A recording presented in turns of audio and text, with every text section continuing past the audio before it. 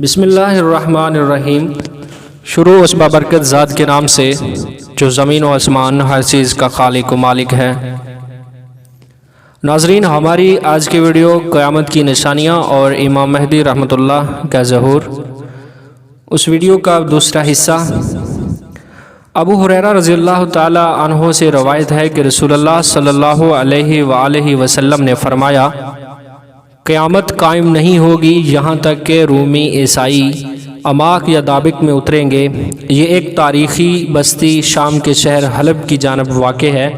یہاں سے موجود ترکی صرف 10 کلومیٹر کے فاصلے پر واقع ہے۔ ان کے ساتھ مقابلے کے لیے دمشق شہر یا مدینہ سے اس وقت روئے زمین کے بہترین لوگوں کا لشکر روانہ ہوگا۔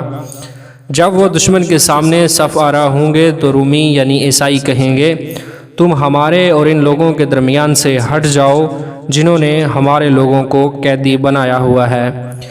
ہم ان سے لڑیں گے تو مسلمان کہیں گے، اللہ کی قسم نہیں، ہم تمہارے اور اپنے بھائیوں کے درمیان سے نہیں ہٹیں گے۔ چنانچہ وہ عیسائیوں سے جنگ کریں گے، ان مسلمانوں میں سے 1/3 شکست کو تسلیم کر لیں گے، اللہ ان کی توبہ کبھی قبول نہیں فرمائے گا اور 1/3 قتل کر دیے جائیں گے۔ وہ اللہ کے نزدیک افضل ترین شہداء میں سے ہوں گے اور 1/3 فتح حاصل کر لیں گے، وہ کبھی فتنے میں مبتلا نہیں ہوں گے اور قسطنطنیہ کو دوبارہ فتح کریں گے۔ پھر جب وہ غنیمتیں تقسیم کر رہے ہوں گے اور اپنے ہتھیار انہوں نے زیتون کے درختوں سے لٹکائے ہوئے ہوں گے تو شیطان ان کے درمیان چیخ کر اعلان کرے گا، مسیح دجال یعنی تمہارے پیچھے تمہارے گھر والوں تک پہنچ چکا ہے۔ وہ نکل پڑیں گے مگر یہ جھوٹ ہوگا۔ جب وہ شام دمشق پہنچیں گے تو وہ نمودار ہو جائے گا۔ حضرت ابو ہریرہ رضی اللہ تعالی عنہ سے روایت ہے کہ نبی کریم صلی اللہ علیہ وآلہ وسلم نے فرمایا، تم نے ایسے شہر کے بارے میں سنا ہے جس کی ایک جانب خشکی میں ہے اور دوسری جانب سمندر میں ہے؟ انہوں یعنی صحابہ کرام رضوان اللہ عنہم اجمعین نے عرض کی، جی ہاں اللہ کے رسول صلی اللہ علیہ وآلہ وسلم۔ آپ صلی اللہ علیہ وآلہ وسلم نے فرمایا، قیامت قائم نہیں ہوگی یہاں تک کہ اس کے خلاف بنو اسحاق میں سے 70,000 لوگ جہاد کریں گے۔ وہاں پہنچ کر وہ اتریں گے تو ہتھیار اس سے جنگ کریں گے، نہ تیر اندازی کریں گے۔ وہ کہیں گے لا الہ الا اللہ واللہ اکبر تو اس شہر کی ایک جانب گر جائے گا۔ سور نے کہا، میں ہی جانتا ہوں کہ انہوں نے ابو ہریرہ رضی اللہ تعالی عنہ نے وہی کنارہ کیا۔ آپ صلی اللہ علیہ وسلم نے فرمایا، جو سمندر میں ہے پھر وہ دوسری بار لا الہ الا اللہ واللہ اکبر کہیں گے تو دوسرا کنارہ بھی گر جائے گا۔ پھر وہ تیسری بار لا الہ الا اللہ واللہ اکبر کہیں گے تو ان کے لیے راستہ کھل جائے گا اور وہ اس شہر میں داخل ہو جائیں گے اور غنائم حاصل کریں گے۔ جب وہ مال غنیمت تقسیم کر رہے ہوں گے تو ایک چیختی ہوئی آواز آئے گی اور کہے گی، دجال نمودار ہو گیا۔ چنانچہ وہ مسلمان ہر چیز چھوڑ دیں گے اور واپس پلٹ پڑیں گے۔ اسی طرح ایک دن امام مہدی رحمۃ اللہ صبح فجر کی نماز پڑھانے کے لیے آگے امامت والی جگہ پر کھڑے ہوں گے کہ اسی دوران حضرت عیسیٰ علیہ السلام مینار پر نازل ہوں گے تو امام مہدی رحمۃ اللہ پیچھے ہٹ کر عیسیٰ علیہ السلام کو نماز پڑھانے کی درخواست کریں گے۔ نبی کریم صلی اللہ علیہ وآلہ وسلم نے فرمایا، جس کا ترجمہ ہے، ان کا امام ایک نیک آدمی ہوگا، ان کا امام انہیں صبح کی نماز پڑھانے کے لیے آگے بڑھے گا کہ اچانک اسی صبح حضرت عیسیٰ ابن مریم علیہ السلام زمین پر اتریں گے۔ جابر بن عبداللہ رضی اللہ تعالیٰ عنہ بیان کرتے ہیں، میں نے رسول اللہ صلی اللہ علیہ وآلہ وسلم کو فرماتے ہوئے سنا، پھر عیسیٰ ابن مریم علیہ السلام اتریں گے تو اس طائفہ یعنی گروہ کا امیر کہے گا، آئیں ہمیں نماز پڑھائیں۔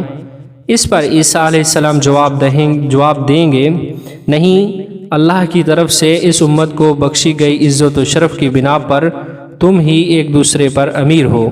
نماز سے فارغ ہو کر عیسیٰ علیہ السلام اور امام مہدی رحمۃ اللہ اپنے لشکر سمیت دجال کے خلاف جہاد کے لیے نکل پڑیں گے۔ اور اس لشکر کی فضیلت نبی کریم صلی اللہ علیہ وآلہ وسلم کے اس فرمان سے معلوم ہوتی ہے۔ رسول اللہ صلی اللہ علیہ وآلہ وسلم کے غلام حضرت ثوبان رضی اللہ تعالیٰ عنہ سے روایت ہے کہ رسول اللہ صلی اللہ علیہ وآلہ وسلم نے فرمایا، میری امت میں سے دو جماعتوں کو اللہ تعالیٰ نے آگ سے آزاد فرمایا ہے، ایک وہ جماعت جو ہندوستان پر حملہ کرے گی، اور دوسری وہ جماعت جو حضرت عیسیٰ علیہ السلام کے ساتھ مل کر دجال کے مقابلے میں صف آرا ہوں گی۔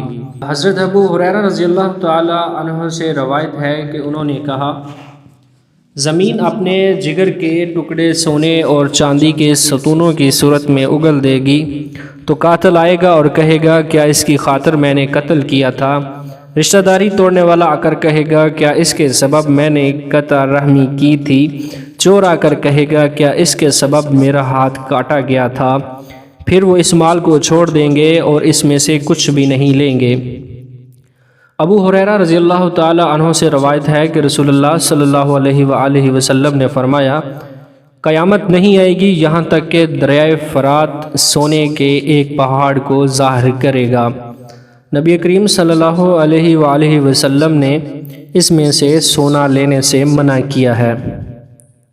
نبی کریم صلی اللہ علیہ وآلہ وسلم نے فرمایا، جو شخص وہاں موجود ہو تو وہ اس میں سے کچھ بھی نہ لے۔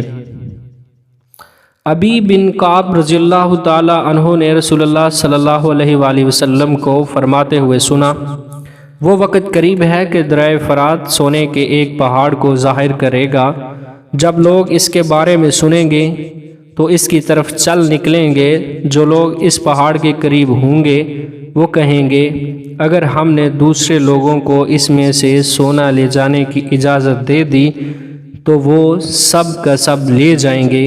کہا، وہ اس جنگ آزما ہوں گے تو ہر 100 میں سے 99 قتل ہو جائیں گے۔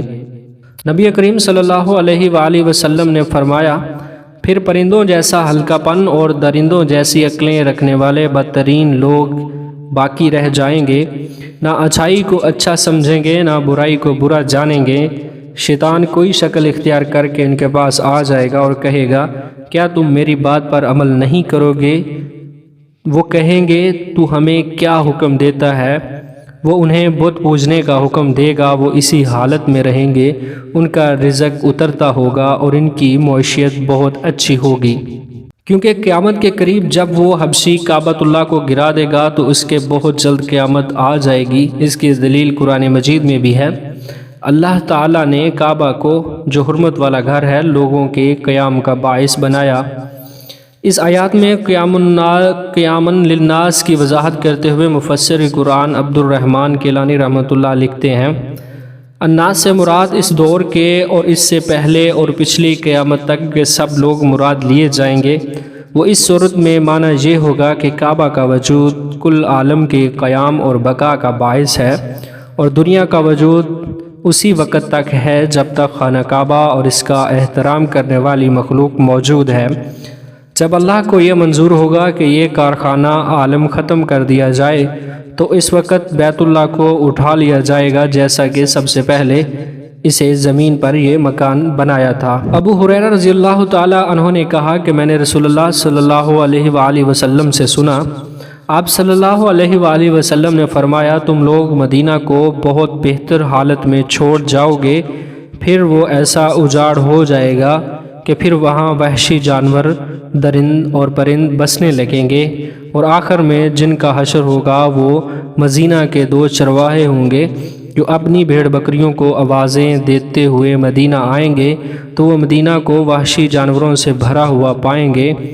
آخر تثنیۃ الوداع تک جب وہ پہنچیں گے تو اپنے منہ کے بل گر پڑیں گے۔ موطا امام مالک میں ہے، نبی کریم صلی اللہ علیہ وآلہ وسلم نے فرمایا، تم لوگ مدینہ کو بہتر حالت میں چھوڑ جاؤ گے یہاں تک کہ بھیڑیا آئے گا اور مسجد کے ستونوں پر یا ممبر پر پیشاب کرے گا۔